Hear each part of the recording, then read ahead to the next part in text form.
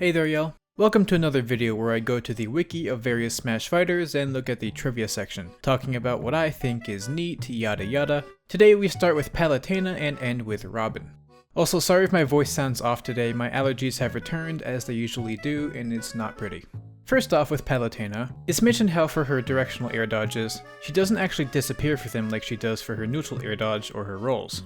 Yet despite this, the directional air dodge still uses the disappearing sound effect. This is one I contemplated on for a bit, since it's not necessarily like there's a universal teleporting sound effect, which we can see, or hear, with Mewtwo's own teleporting air dodges, which have their own flavor. But I don't know, the sound here for Palutena is kinda similar to the sound it makes when she uses her up B teleport. So I can see that connection being their intention, and just overlook that for her non-teleporting directional air dodges, but I'll let you be the judge of that. Also, the same is true for Rosalina and Luma, what with the normal teleporting moves sharing the sound of her non-teleporting ones. And Greninja was also brought up, but this one I'm less sure about.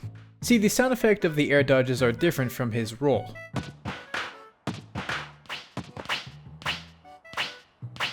And his neutral air dodge is hardly disappearing.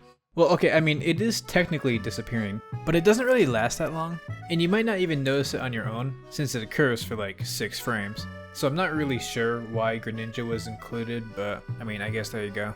Anyways, next, the wiki points out a really interesting bit of development trivia for the game, where Sakurai actually has gone on record saying that, at some point, they had considered characters like Palutena, as well as Bayonetta, for being the sole survivors of Galeem's big onslaught, rather than Kirby. I guess it had come up from considering things from a lore perspective, since Palutena is a literal goddess, and Bayonetta has, as far as I can tell, killed a handful of gods, though I'm not sure if that's the only reasoning since there's plenty of other god slayers. I think it might have to do with her being able to go to other dimensions maybe? But ultimately I guess they felt it was inconsistent since plenty of other fellow gods and goddesses were turned into spirits, as were Bayonetta's enemies from Hell, or I guess Purgatorio as it's called in the games. I'm sorry, I've never played this series, I'm just using context clues here. So I mean, that's the more in-universe type logic for that choice, though I'm sure you can make plenty of arguments for or against that decision, and for or against them settling on Kirby, using game lore and whatnot, but honestly that sounds like kind of a handful and I'm not very interested in that. But really, the most important thing to consider is how the one who survives ends up being the first character you play as, and essentially ends up being a soft mascot of sorts for the game, and kind of a tutorial character almost. And Sakurai said that Palutena and Bayonetta had controls that were far too complex for such a starting role, which I do agree with. And the fact of the matter is that neither Palutena nor Bayonetta really feel like Smash mascots, if you're asking me. So I do think Kirby was the best choice in the end, but it's really interesting to think about an alternate universe where someone like Palutena ended up being the survivor. Also, in the final game, apparently Bayonetta and Palutena are unlocked very close to the end of the game on the final battle map, which could imply that Galeem knew of how much of a threat these two were, which I guess kinda echoes that whole planning stage, which I think is fun. If only these two had a better form of protection against the light beams. Speaking of protection, I'd like to briefly thank today's video sponsor, Surfshark VPN. Surfshark is a VPN service that can help you keep your online identity safe. It does this by encrypting the information sent between your device and the internet, which keeps your personal data protected from big companies or cyber criminals. But on top of this, a VPN can also allow you to swap the location of which your devices seem to be connected from, by changing your IP address, which effectively lets you control where you appear to be connected from to anywhere in the world. As someone who likes to use Japanese Netflix quite a bit, it's that changing of your IP address that really helps. See, there's a lot of shows that Netflix offers to Japanese folk that are not available here in the US, so by changing my IP address to somewhere in Japan, and accessing Netflix now, the library has expanded considerably, and I use VPNs almost daily for that purpose. Even outside of that, Surfshark has a clean web feature that blocks ads, trackers, malware, and phishing attempts, to make even casual internet usage feel much safer. So if you would like to use this service, I've been given a great deal to give to y'all. Just use my code PKBEATS in all caps for 85% off and 3 extra months for free, using the link down in the description. And thank you Surfshark VPN for sponsoring today's video. Before moving on to Pac-Man, back in the interview we referenced before, I noticed how it mentioned that, in Japanese, the title for World of Light spelled backwards is the title for the Kirby series. Well, looking at it in Romaji, it doesn't make sense. But of course, you gotta remember that the Japanese language uses kana and kanji, which individually contain multiple quote-unquote letters in one thing. So when you write it backwards with the kanji for fire here can be pronounced as just ka, and this one is still bi. So hoshi no kabi. Or I guess it's just hoshi no kabi, there's no elongation, but whatever. This is basically what the Kirby series is called in Japanese. And yeah, it's a lot more of a mouthful to explain outside of a Japanese setting, isn't it? I mean, there's kind of a lot going on, but basically it's definitely possible to get to that conclusion. I mean, obviously, since Sakurai himself was the one who brought it up, which I think is really funny. It's also funny because this wasn't necessarily intentional, which you can kind of assume through a few ways, but it is something he knows through development. Though he didn't want this to be a Kirby game necessarily, just a game where you start out as Kirby, and then move on to whoever you want to as you collect more playable characters. Anyways, finally moving on to Pac-Man. First, let's mention how his stock icon is one of the few in the game that does not depict his head. Instead, we get his body, I guess? I mean, would this be his head? I guess not. It's the classic Pac-Man symbol, so yeah, it's his body, whatever. So yeah, it shares this with, say, the Miis, who just have their weapon of choice used as the icon. Which makes full sense given the vast diversity that a Mii can come in. And you know, there are other examples of this too. I think it's kind of neat to just take the time to look at stock icons. Because when I first saw this, I kind of thought, wait, how do they differentiate between alts again? And the answer is that for all the non-default alts, they incorporate a little line at the bottom, which is color-coded to vaguely represent the new alt. I mean, Pac-Man's alts are hardly anything unique anyways, so I guess just depicting this sleeve color in this manner just makes sense. I guess I never really noticed this before though, so that's kinda cool. Next, it's mentioned how in Pac-Man's trailer footage, he has a few inconsistencies going on. First, it points out how Pac is shown punching the water coming out of his hydrant, which clashes with it and thus removes it. This feature is not present in the final game as the water cannot be clashed with. I bet this was done to make it more effective against opponents, but for the Pac-Man himself, it could have been a nice way to negate the water that's coming towards him, making it easier to get closer to the hydrant and not get shoved around, but that's not how it ended up. And the other one is how after Ike hits his trampoline, it turns green, which is different from how it turns red now. Or actually, the color it turns depends on the power of the attack, as it just goes through the trampoline's color cycle. To me, it feels like the original idea was that attacking the trampoline just always puts it in the green colored state, and the other color stages were still present, which we can see as when Ike gets knocked into the trampoline, we briefly see it turn red before he gets put into freefall. But I guess in the final game they just decided to keep it simple and just have attacking it change its normal color stages. Next, let's mention how in Pac-Man's classic mode, it features the only round in the entire game to not play any background music, that being this duck hunt match right here.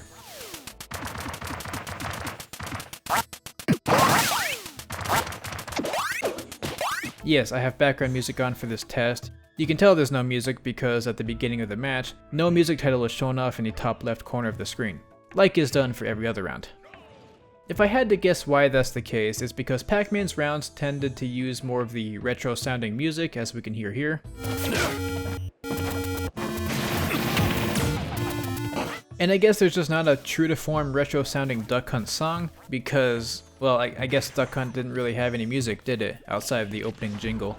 So all we've got in Smash are remixes, which I guess just doesn't match the vibe. I mean, that's just my assumption, of course. Now, I'm no expert on classic mode, I rarely ever bother to play these things anymore, so there may be nuances and other exceptions, but I still think that's pretty interesting. Just the complete silence going on in this match. I mean, the stage itself has sound effects, so it's not really silent. I guess it's just kind of the retro equivalent of environmental noises. Next, the wiki brings up a little visual glitch that's still in the game, where if the round ends with Pac-Man still using his final smash, and it cuts to this certain victory screen animation, you'll see that Pac-Man is not there, and just appears out of nowhere. This is what that animation is supposed to look like for reference. This isn't very new, so I won't go too into it, but you can make the assumption that, for some reason, the 2D sprite thing in his final smash messes with the same 2D sprite loading in his victory animation. Oh, and speaking of Pac-Man's final smash, it's also mentioned how when he activates it, he does an animation where he sorta eats something, right? But he doesn't have anything that he's actually eating.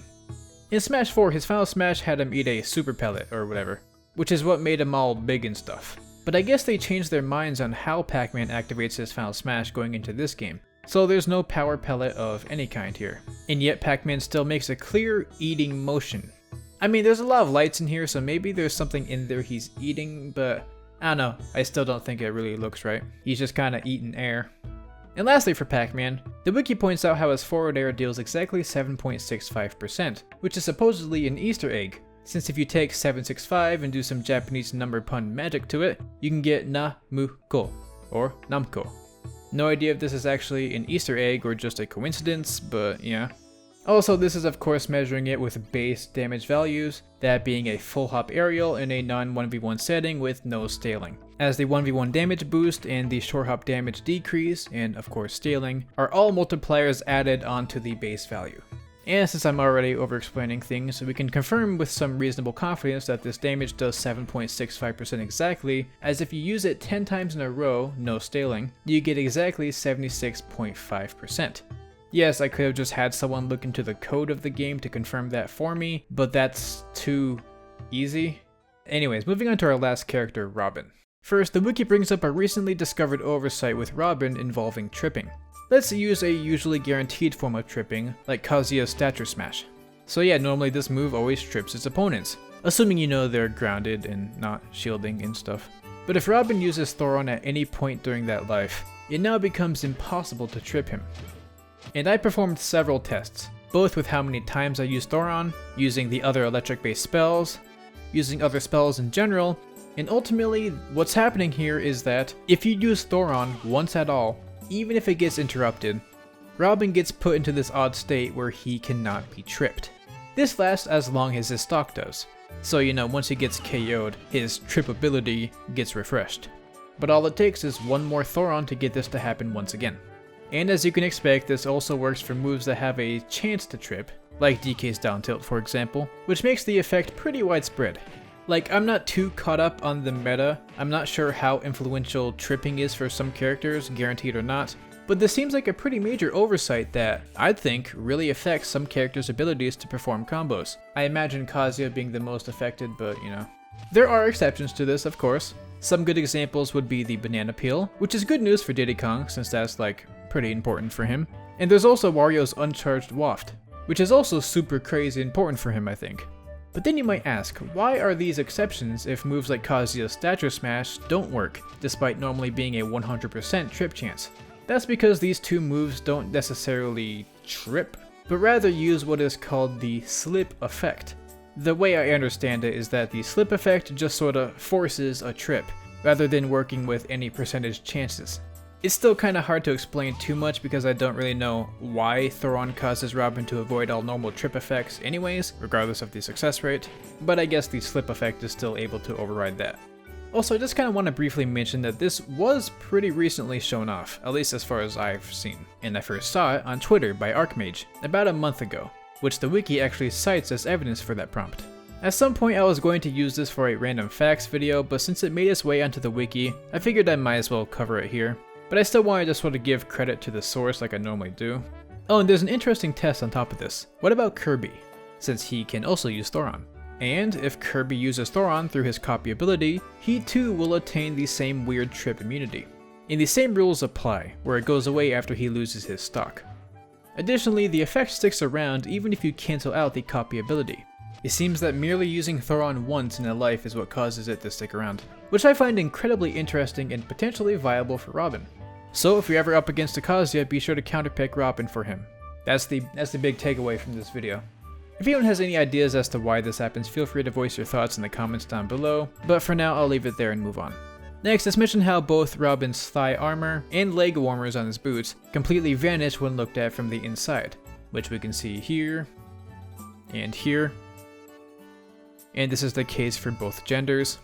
It's been a while since we've gone over this type of modeling thing, so I decided to bring it up here, but you know, that's just kinda it. And lastly for today's video, it's mentioned how in the sound test, some characters with male and female alternate costumes have two identical announcer voice clips. Inkling! Inkling! Inkling! Inkling! Inkling! These exist as placeholders to accommodate for languages with gendered nouns, or just any other gender difference. For example, in Spanish with the Inklings. Inkling chica! Inkling chica! chico. Inkling chica. Inkling chico. But for some reason, Robin has 2 announcer voice clips as well. Robin! Robin! Despite their name being the same between genders for every language in the game, meaning there's no reason for a placeholder duplicate. And yes, I tested every single language. The announcer voice line was the same for each gender in every one. This is interesting because Corn and Byleth also have gendered alts with the same announcer voice line, just like Robin, yet their voice test lines aren't duplicated like Robin's, meaning that issue is exclusive to him. Also in this testing I found that in all of the Asian languages, Korean, both Chinese versions and Japanese, they actually spelled Byleth differently between the 2 genders. The announcer voice line is pronounced the same way in all cases, so this doesn't change the previous thing I talked about. Byleth! Byleth!